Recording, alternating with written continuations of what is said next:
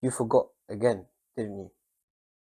You opened your mushaf and the verses you once felt you knew are now foreign to you. You feel guilty. Shaitan starts to whisper to you. You feel that you failed, you've lost it, and you're not worthy of being a hafiz. But what if forgetting isn't a punishment? What if Allah made you forget purposely? Of course, we know Allah wills everything, and that the best of all decree is by Allah Himself. When I finished memorizing the Quran at 16 years old, everyone was congratulating me. It was a happy moment, but I knew deep inside that my hifz was not strong. I was rushing through pages quickly, eagerly to get through to the end. It was very easy to memorize, but it was also very difficult to keep. I remember the last few ajza that I memorized, I was memorizing 5, 6, 7 pages a day. But yet, to this day, these same pages that I've memorized are probably the most difficult for me to recall. Now, of course, I've worked on them, I've made them a lot better than they were before. But there's a crucial lesson to learn from this. The Quran doesn't stay with those who memorize the fastest. It stays with those who come back again and again. Of course, I didn't know this then, but Allah was about to teach me that lesson in a very, very quick way. Actually, forgetting for me was a blessing. It made me realize how much I needed to have a connection with the Quran to maintain the hifz that I've memorized. And perhaps, Allahu A'lam, Allah knew my nature. He knew that if He had made it easy for me and not difficult, I would have left the Quran. Allah does not only love the reciter, but He loves the one who struggles to recite.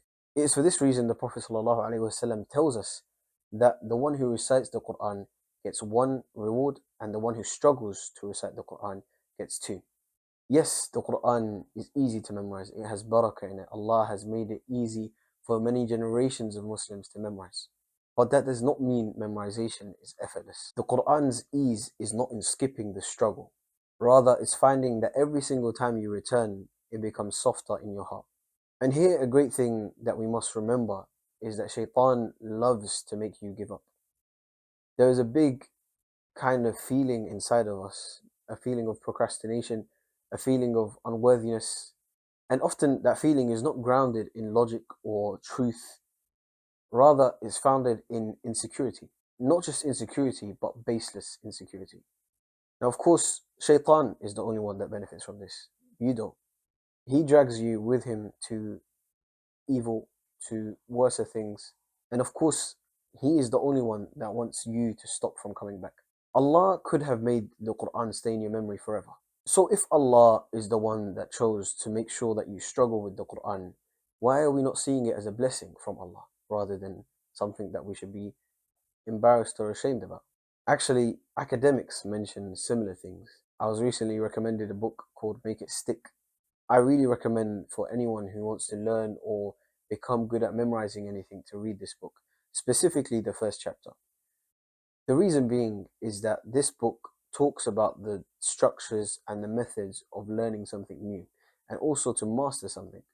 In the first chapter, it talks about the fact that to be able to learn something, you need to find it hard to begin with.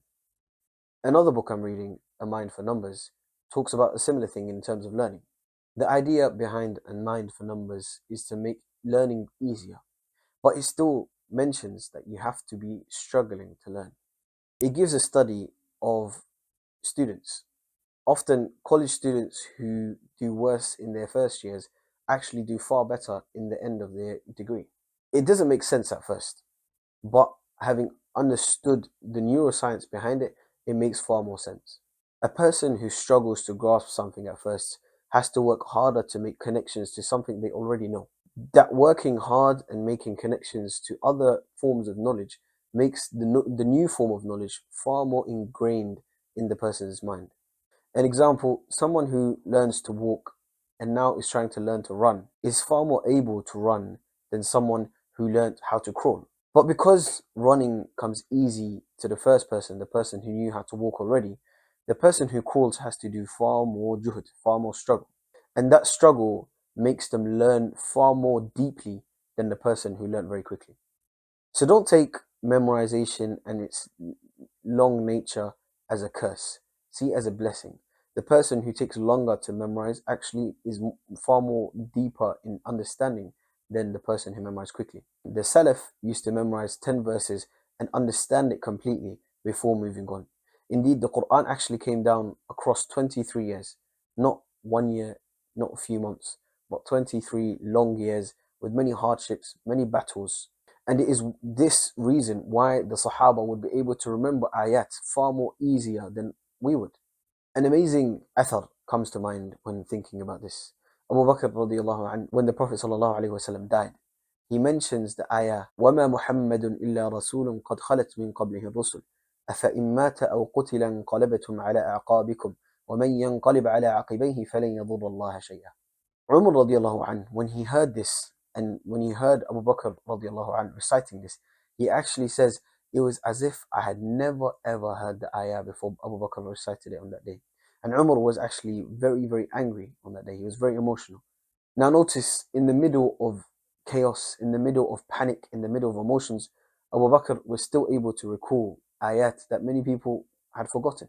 Why is that? Abu Bakr was there on the front lines with the Prophet sallallahu alaihi wasallam.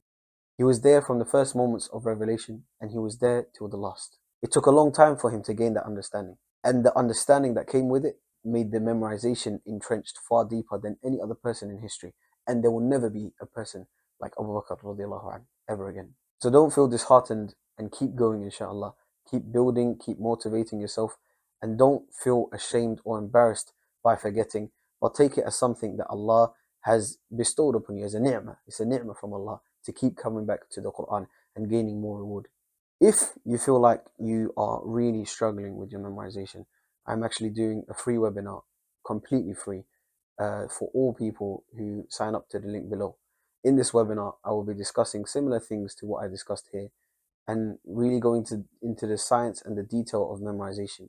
We'll be seeing stuff from my own experiences, advices from my teachers, as well as really academic, scientific ways of looking at memorizing the Quran. And if that's not enough for you, I'm giving a free gift away to everyone who comes to this free webinar. So sign up below, inshallah, and I look forward to seeing you there.